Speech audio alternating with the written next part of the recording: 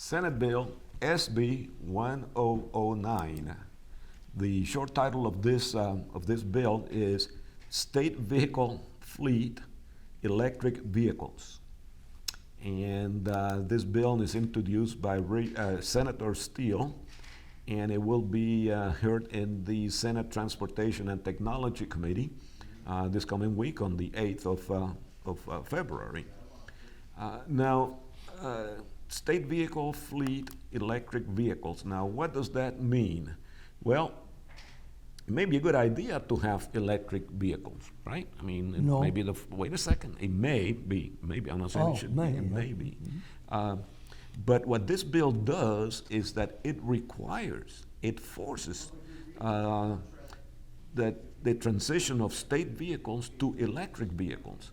And it requires that regardless of what the cost is, regardless of what the benefit is, just every vehicle has to be an electric vehicle, and I forget what the deadline is, but they have to transition all of them until eventually it will be 100% electric vehicles. And since that is done regardless of cost, regardless of how efficient they are, it seems like this individual will have an agenda of some sort. I can't see the rationale behind this, and as a result of that, this is a terrible bill. This should not see the light of day, and I'm surprised that it's even been scheduled for a hearing in committee. Really, I don't know, maybe you have more to say about it. I don't know. Miss Steele, she's got to own substantial shares of stock in some company that manufactures electrical vehicles. Otherwise, this thing makes no sense at all. And I want to, this is entitled that it's amendment to section 41803. But let me read something to you, and then you tell me whether or not this is really an amendment. In section G6, the wording that's been added to this bill is, for model year 2022 and all subsequent model years, all new motor vehicles purchased shall be electric vehicles. Right? That totally basically repeals everything else in the bill. All right? Now, it doesn't provide for any exclusions, but if I go to other portions of the bill, particularly section E, says the following departments and agencies are excluded from participation in the state motor vehicle fleet. Department of Public Safety, Department of Transportation, Department of Economic Security, the Department of Corrections, universities and community colleges, Arizona State Schools for the Deaf and Blind, Cotton Research and Protection Council, Arizona Commerce Authority, and Department of Children's Safety. What else is left? Well, okay, well, maybe there's something. So let's go over to section M, and it says, sections G, H, I, J, K, L, N, O, and P of this section do not apply to the purchase or lease of the following: a vehicle to be used primarily for criminal law enforcement, motorcycle, all-terrain vehicles, an ambulance, a fire truck.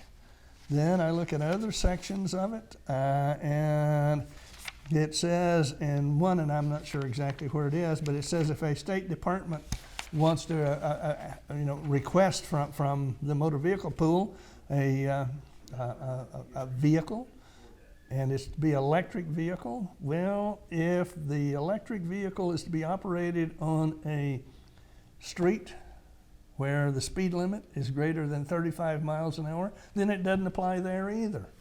So I'm not really quite sure what Representative Steele was thinking about here, and I'm going to get on my horse again, and I'm going to tell you, I don't know what Legislative Council was thinking about. They could not have been thinking at all. Legislative Council simply is not doing their job. They should have talked to Representative Steele about this. I mean, I can't imagine. I can't even begin to think of a worse bill. No, terrible bill. Well, but you're saying that it's worse because it has so many exclusions in it. Of course. Well, what does it apply to?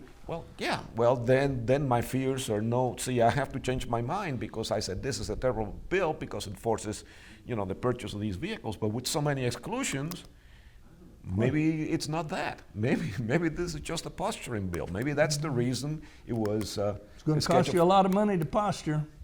Well, What is it? I mean, if you stop to think. we got the money. You got your wallet. I got my wallet. I mean, we can afford the tax. You guys can afford the tax. There's a company, as I understand it, here in Arizona now that's manufacturing electric vehicles, and the base model is over $80,000. I don't know if we want to be spending $80,000 to buy vehicles for the State Department. For the state. Yeah, but motor think of how good you feel that you're contributing to the